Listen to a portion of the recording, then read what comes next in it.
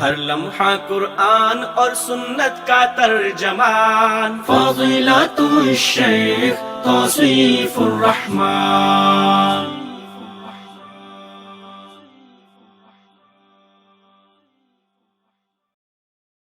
اللہ مالک اپنے بندوں سے پیار کرنے والا، ان کی ہدایت کے لیے انبیاء کا مبارک سلسلہ اور آسمان سے لوگوں کی ہدایت کے لیے کتابیں نازل فرمائی۔ انبیاء رب کی بھیجی ہوئی آیات کو پڑھ کر لوگوں کو رب کی جنت کی طرف بلاتے اور نافرمانی کی صورت میں انہیں جہنم کی وعید سناتے۔ رب نے دونوں راستے وعدے کیے، اِنَّا هَدَيْنَاهُ السَّبِيلَ اِمَّا شَاكِرًا وَإِمَّا كَفُورًا۔ دونوں راہیں کھول دی مولا نے، اب آپ کی مرضی ہے، شاکر بنو، مومن بنو، یا آیات کا انکار کر کے، مالک کا انکار کر کے کافر بنو اور جہنم کا ایندھن بنو۔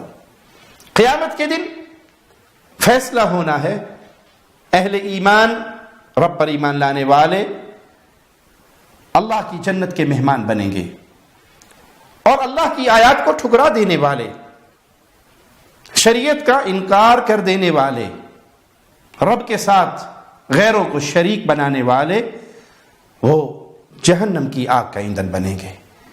مولا کا فرمان سنیے، لا يستوي اصحاب النار واصحاب الجنہ، اصحاب الجنت هم الفائزون۔ جنت والے مومن اور جہنم والے باغی کبھی برابر نہیں ہو سکتے۔ ایک وہ جو اپنا سر صرف اللہ کے سامنے جھکاتا ہے، اور ایک وہ جو ہر ڈھیری پہ اپنا سر جھکاتا ہے، پیروں کے قدموں میں اپنا سر جھکاتا ہے، قبروں پہ اپنا سر جھکاتا ہے، جانوروں کے سامنے سجدہ ریز ہوتا ہے۔ کیا یہ دونوں برابر ہیں؟ یہ کبھی برابر نہیں ہو سکتے۔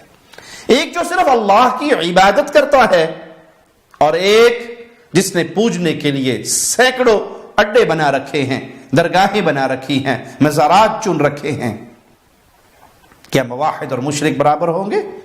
کیا جنتی اور جہنمی برابر ہوں گے؟ قطعاً نہیں۔ مومن ہمیشہ کی جنت میں، یہ جنتی ہے، اور مشرک ہمیشہ کی جہنم میں۔ یہ دو الگ الگ مسافر ہیں۔ توحید پہ چلنے والا جنت کا مسافر، شرک کی راہ کا راہی جہنم کا مسافر۔ مالک کامیاب کس کو قرار دے رہا ہے؟ اصحاب الجنت هم الفائزون۔ جنتی ہی اصل کامیاب ہے، یہی کامیابی کی راہ کے راہی ہے۔ پیارے بھائی، کامیابی کس کو کہا جاتا ہے؟ جہنم کی آگ سے بچ کے جنت کے مہمان بن جانے والے کامیاب ہیں۔ تو اہل توحید اللہ کی جنت میں، اہل ایمان اللہ کی جنت میں، اور رب کی وحدانیت کا انکار کرنے والے، اللہ کا شریک بنانے والے، اس شرک اکبر کی نحوست کی بنا پر وہ جہنم کا ایندھن بنیں گے۔ نبی کریم صلی اللہ علیہ وسلم جب نار جہنم کا ذکر کرتے تو اپنے صحابہ کو ساتھ یہ تاکید بھی کیا کرتے کہ اس سے بچنے کی کوشش کرو، وہ اعمال کرو جس سے اللہ راضی ہو اور تمہیں جہنم کی آگ سے محفوظ فرما دے۔ رسول اللہ صلی اللہ علیہ وسلم ایک دعا بڑی کثرت سے کیا کرتے تھے، اللہم ربنا آتنا فی الدنیا حسنہ وفی الآخرۃ حسنہ وقنا عذاب النار۔ اے میرے رب، اے اللہ، دنیا کی بھلائی عطا فرما، آخرت میں بھی بھلائی عطا فرما، اور ہمیں آگ کے عذاب سے بچا۔ یہ آگ کا عذاب بڑا شدید ہے۔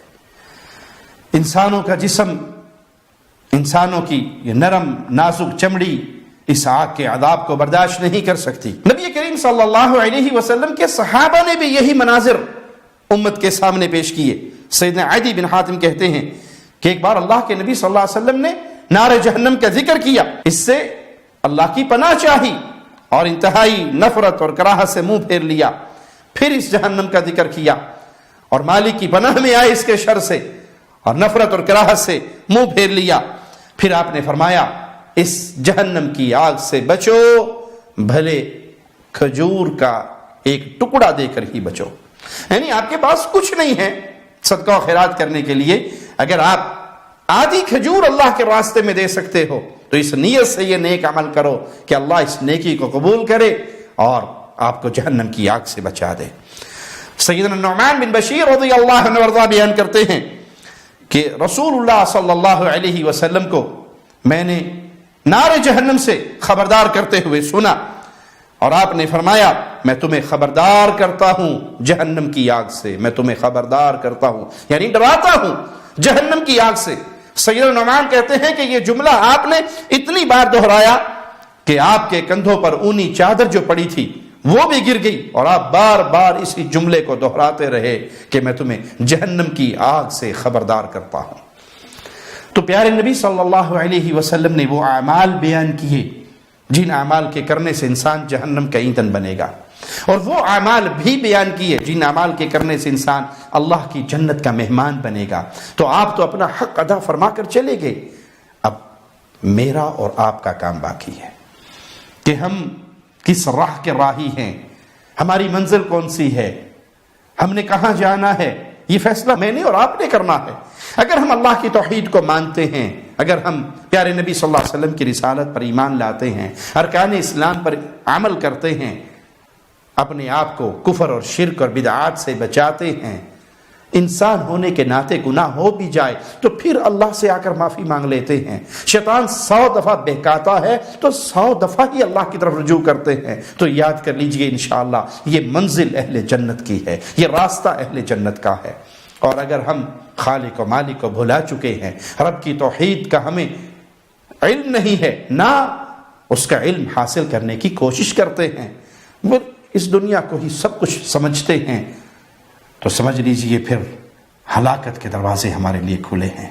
اللہ سے دعا ہے اللہ ہمیں جہنم کی آگ سے محفوظ فرمائے. اقول قولی ھذا واستغفر اللہ لی ولکم ولسائر المسلمین. ہر لمحہ قرآن اور سنت کا ترجمان، فضیلت الشیخ توصیف الرحمان.